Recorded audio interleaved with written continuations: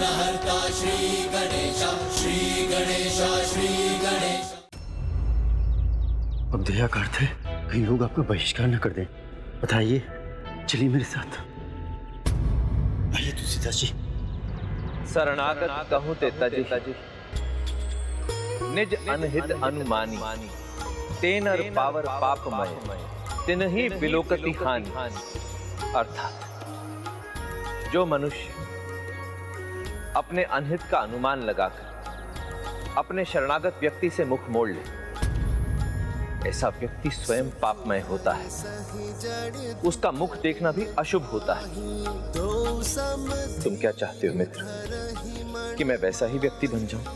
हे महाशय जी, मुझ पे कृपा कीजिए, मुझ शरणागत को अपने शरण में स्थान दीजिए प्रभु। उठिए, उठिए वत्स।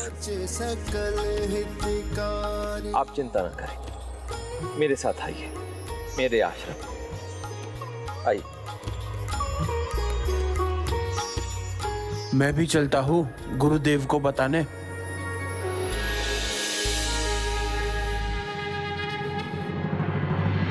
अरे ये तो वही है, अपराधी है ये, पाप किया है इसने, इसको निकट नहीं आने देना चाहिए। हमें यहाँ से चले जाना चाहिए, नहीं तो उसके पाप का प्रभाव हम सब पर पड़ेगा। चलिए। हाँ चलिए।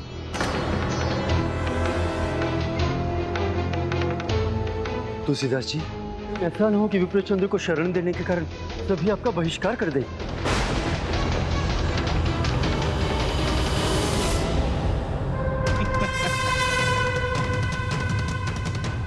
तुलसीदास ने ये भूल कर अपने लिए जो गड्ढा खोदा है, उसमें उसे धकेलने में बहुत आनंद आएगा।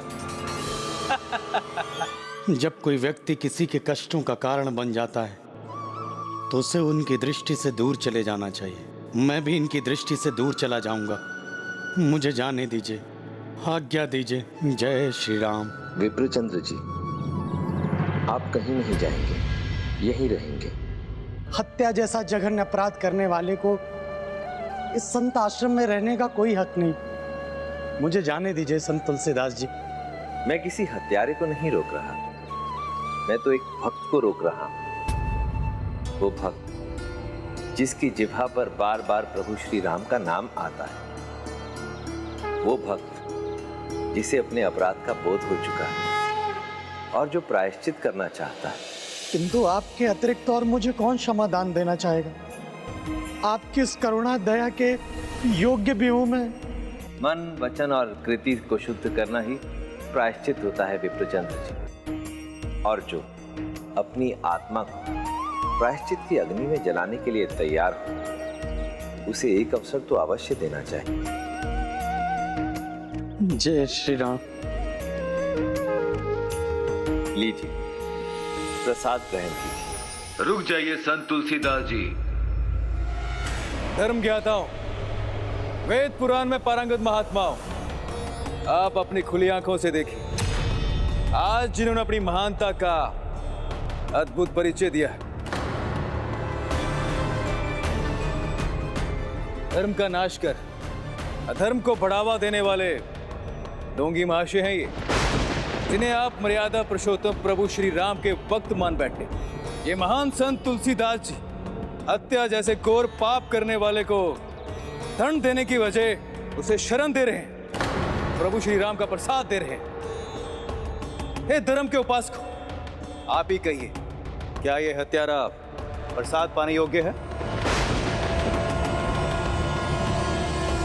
यदि सुबह का भूला शाम को घर लौट आए तो उसे भूला नहीं कहते। यदि कोई मनुष्य अपने पथ से भटक जाए, पशुत्व को अपना ले, तो एक ज्ञानी का, धर्म के उपासक का उसके प्रति क्या कर्तव्य होता है? यही कि वो उसे प्रेरणा दे, उसे अवसर प्रदान करे, घृणा, द्वेष, हिंसा को त्याग कर मानवता को अपनाए। इस प्रकार अधर्म को बढ़ावा दे रहे हैं ये सब। नहीं, मैं धर्म, दया, पुण्य, क्षमा, करुणा, प्रभु की कृपा मानवता को बढ़ावा दे रहा। प्रसाद ग्रहण कीजिए।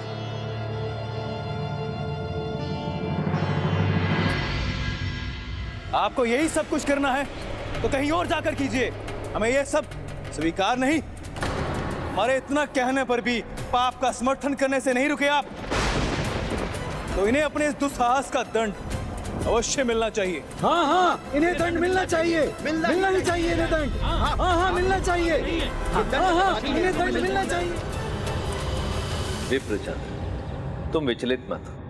प्रभु श्री राम का नाम जपते हो तो देखना, उसी प्रभु श्री राम नाम की महिमा ही तुम्हें किसी भी विपदा से निकाल देगी। मैं दंड से नहीं घबराता, क्योंकि मुझे अपने प्रभु पर अटूट विश्वास है। मैं दंड अवश्य स्वीकार करूंगा, परंतु केवल उसी अपराध का जो मैंने किया है। मेरा अपराध है एक प्यासे व्यक्ति को पानी पिलाना। इस अपराध का दंड मैं अवश्य स्वीकार करूंगा। मेरा अपराध है प्रायश्चित की अग्नि में जल रहे एक व्यक्ति को शरण देना। इस अपराध का दंड भी मैं स्वीकार करूंगा, परंतु आप सबको भी एक बात स्मरण कराना चाहता हूं कि घृणा पाप से करनी चाहिए, पापी से नहीं। ये तो फिर सभी को अपने शब्दों में उलझा रहा है। स्वयं प्रभु श्री राम ने लंकापति रावण को एक अंतिम अवसर प्रदान किया था, तो क्या हम उनका अनुसरण नहीं कर सकते? ये अपने शब्दों से उलझा नहीं रहे, बल्कि उचित कह रहे हैं। हमें इनकी बात को गंभीरता से सोचना चाहिए।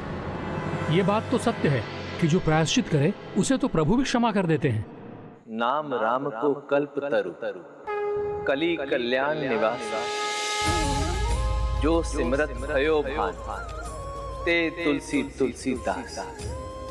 अर्थात प्रभु श्री राम का नाम कल्याणकारी और कल्पतरु के समान है, जिसे बार बार जपने से ये साधारण सा तुलसीदास भी तुलसी की भांति पवित्र हो गया। उसी प्रकार विप्रचंद्र भी प्रभु श्री राम का नाम निरंतर जपने के कारण अपने सभी पापों से मुक्त हो चुका है। प्रभु ऐसे ही क्षमा नहीं करते, पहले अपराध का दंड देते हैं, उसके बाद क्षमा का दान देते हैं। सासती करही पुनि करही पसाव, नाथ प्रभु कर सहज स्वभाव। अर्थात ये प्रभु का सहज स्वभाव ही है कि वो पहले दंड देते हैं, पुनः बाद में सेवक के ऊपर कृपा करते हैं। अपने किए दुष्कर्मों के दंड स्वरूप विप्रचंद्र ने वर्षों तक दर दर की ठोकरें खाई, अनेकों कष्ट भोगे, किसी ने इन्हें आसरा नहीं दिया। उसके पश्चात जाकर इन्हें सत्संगति प्राप्त हुई। सत्संगति व्यक्ति को जीवन मरण के चक्र से छुटकारा दिलाती। विप्रचंद्र अपने सभी पापों से मुक्ति पाकर मेरे द्वारा श्री रामचरितमानस की संगति में आए। इनका मन तो पहले ही पवित्र हो चुका है। अब इन्हें मुक्ति पाने के लिए केवल अपना प्रायश्चित पूर्ण करना है।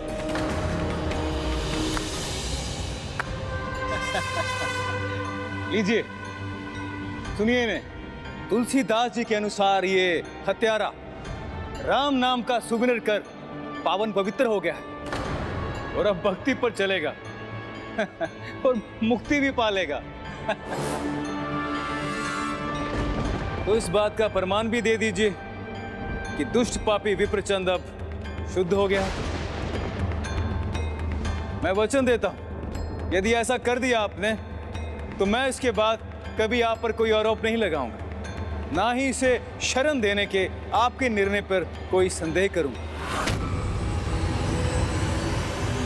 कहिए तुलसीदास जी, ये प्रमाणित कर सकेंगे आप? प्रभु श्री राम की कृपा से ही मेरी इनसे भेंट हुई। प्रभु का प्रसाद भी इन्हें उसी कारण मिला है, और जो प्रमाण आप इनसे मांग रहे हैं वो भी इन्हें प्रभु ही प्रदान करेंगे। इस तरह बार बार प्रभु के नाम का प्रयोग करना उचित नहीं। इस बार आपको ही प्रमाणित करना होगा। तो आप ही बता दीजिए किस प्रकार का प्रमाण चाहते हैं आप। प्रभु श्री राम की कृपा है विप्रचंद्र पर, निरंतर उन्हीं का नाम बना रहता है इनकी जिह्वा पर। मैं इस बात का साक्षी हूं। क्या ये पर्याप्त नहीं?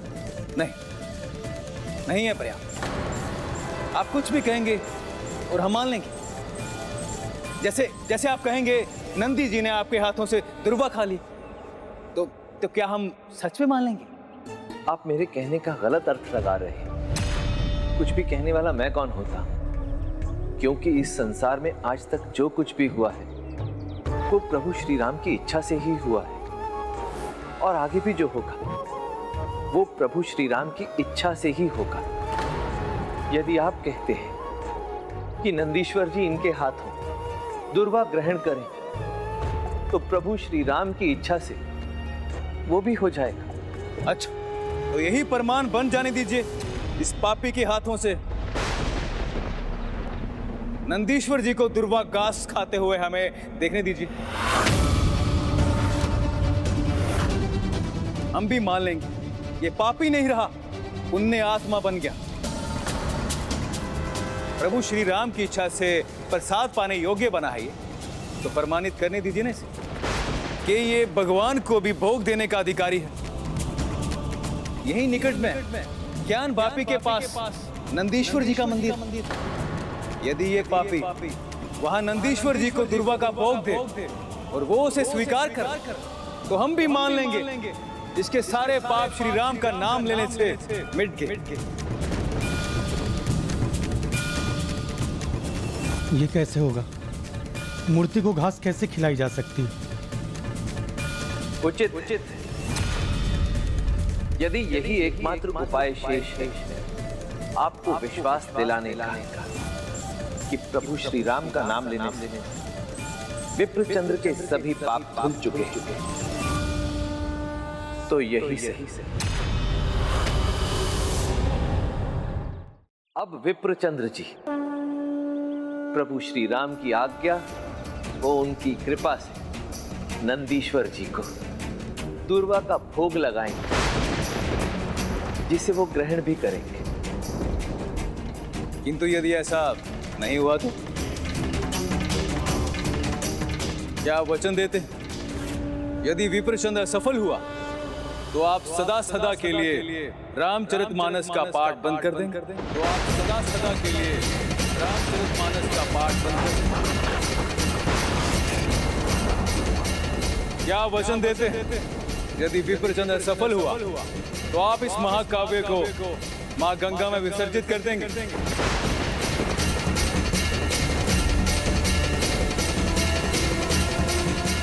वचन देते हैं आप? यदि यह सफल हुआ तो आप काशी छोड़कर कहीं दूर चले जाएंगे और प्रभु श्री राम की अयोध्या नगरी में कभी दिखाई नहीं देंगे।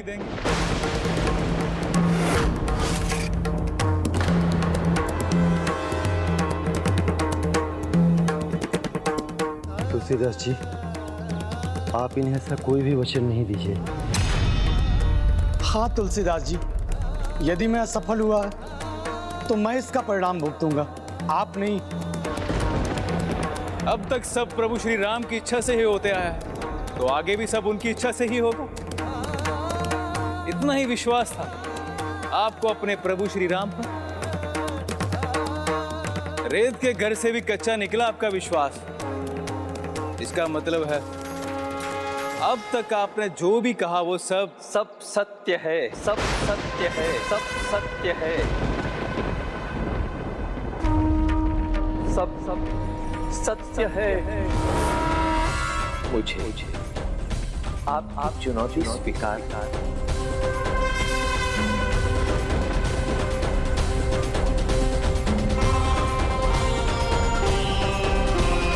जाइए, पहले शपथ लीजिए प्रभु श्री राम की अपने शब्दों में। उचित है। मुझे अपने प्रभु श्री राम पर पूर्ण विश्वास है कि उनकी कृपा से विप्रचंद्र के सभी पाप धुल चुके।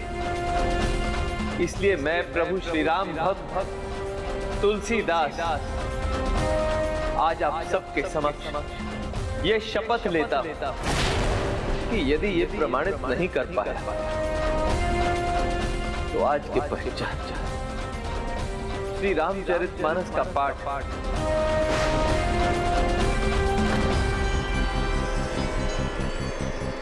सदा के लिए त्याग दूंगा। सदा के लिए त्याग दूंगा। के लिए त्याग दूंगा।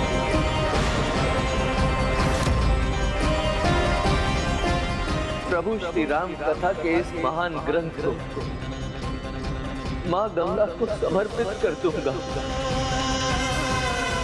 और उसके पश्चात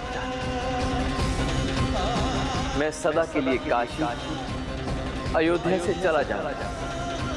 यहां पुनः लौटकर किसी को अपना मुख नहीं दिखाऊंगा।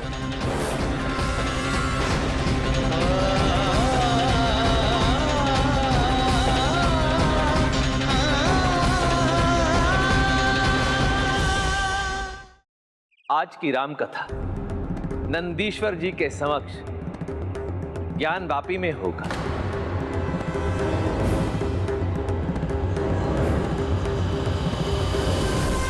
उन्होंने प्रभु के कार्य को एक ऐसे मनुष्य के लिए क्यों दांव पर लगा दिया जिसे वो भली भांति जानते भी नहीं थे? प्रश्न विप्रचंद्र और उसके चरित्र पर नहीं था। प्रश्न तो उठा था प्रभु श्री राम के नाम की शक्ति पर, उनकी महिमा पर। और भक्त तुलसीदास ये कैसे सह सकते थे? श्री राम नाम की महिमा का प्रमाण देने के लिए तो वो अपने जीवन को भी दांव पर लगा सकते थे।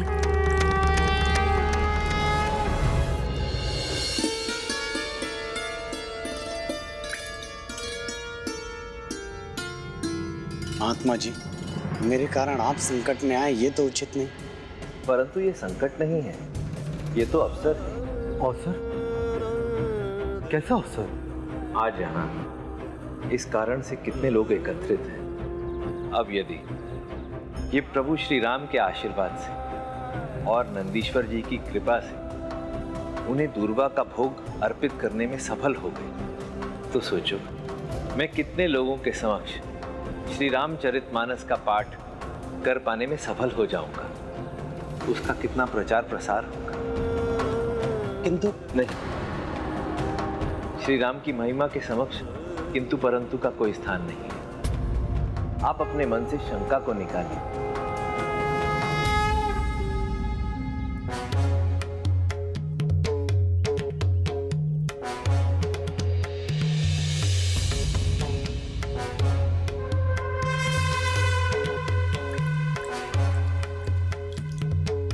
इस पापी के पाप का परिणाम तो अब तुम्हें भी भोगना होगा तुलसीदास। ओम नमः शिवाय। आज प्रभु के भक्त तुलसीदास जी का मान सम्मान और प्रतिष्ठा सब आप ही के हाथ में है नंदी जी।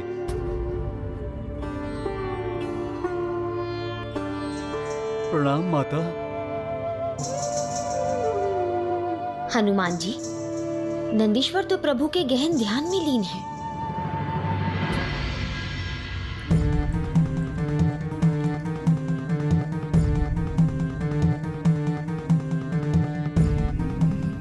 माता, ये कैसी दुविधा है? वहां विप्रचंद नंदी जी की ओर बढ़ रहे हैं और माता यहाँ तो नंदी जी ध्यान में लीन है।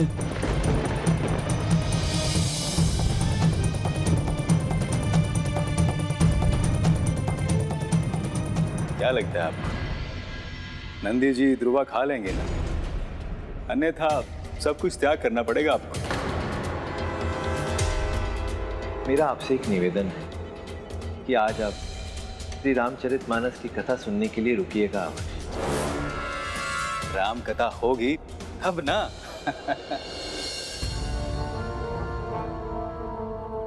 हे नंदीश्वर महाराज, प्रणाम।